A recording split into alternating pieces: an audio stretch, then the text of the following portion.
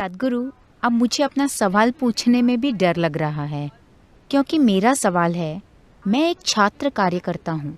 मुझे अलग अलग मंचों, खासकर मीडिया पर अपने संगठन का प्रतिनिधित्व करने के बहुत से अवसर मिलते हैं और ऐसा करते हुए मुझे काफी पहचान मिलती है। मगर जब मैं उन्हीं विद्यार्थियों और युवाओं के साथ संवाद करती हूँ जिनके बीच मेरी पहचान है, तो वे मुझसे साफ तौर पर बहुत विनम्रता दिखाने की उम्मीद करते हैं।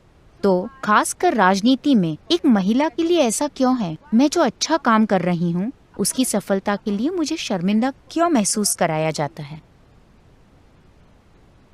देखिए, आप जिस सफलता को सफलता मान रही हैं वो सिर्फ एक पहचान है, जिसका मतलब है कि कुछ लोग उसकी सराहना कर रहे हैं। जो लोग आज सराहना कर रहे हैं, कल सुबह वे पलट कर आप पर पत्थर फेंकेंगे। वही लोग। दुनिया का यही तरीका है, ठीक है? तो किसी की सराहना पर आसमान में मत उड़िए।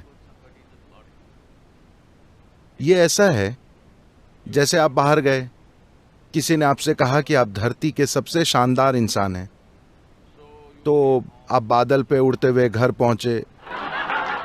कौन से नंबर का बादल? सिर्फ 9। दक्षिण भारत में बादल का नंबर 11 होता है।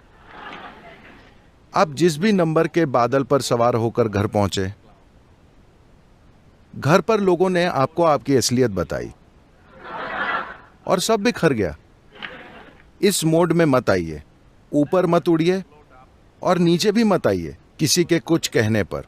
ऐसा सिर्फ तभी होता है जब आप नहीं जानते कि आप कर क्या रहे हैं। अगर आप इस बारे में स्पष्ट हैं कि आप क्या कर रहे हैं, तो लोग जो चाहें कहें, वे बड़ी बातें कहेंगे। लेकिन आप सीमाएं जानते हैं, वे बुरी चीजें कहेंगे। मगर आप जानते हैं कि आप क्या कर रहे हैं। जीवन में बस यही महत्वपूर्ण है। अगर आप इस बात पर फूल जाएंगे कि किसी ने कुछ अच्छा कह दिया, या निराश हो जाएंगे कि किसी ने कुछ बुरा कह दिया, तो आपके जीवन पर इसका असर होगा।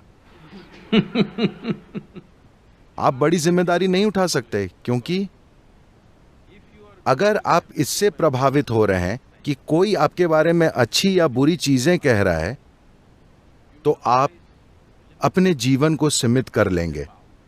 क्योंकि अगर आप बाहर कदम निकालते हैं, तो जाहिर है कि तरह तरह के लोग तरह तरह की बातें करेंगे। लोग मुझ पर हर तरह का आरोप लगा चुके हैं, दुनिया भर के आरोप, जो एक मनुष्य कर सकता है और जो नहीं कर सकता है, सब कुछ। मगर जब तक आप जानते हैं कि आप क्या कर रहे हैं, उससे कोई फर्क नहीं पड़ता।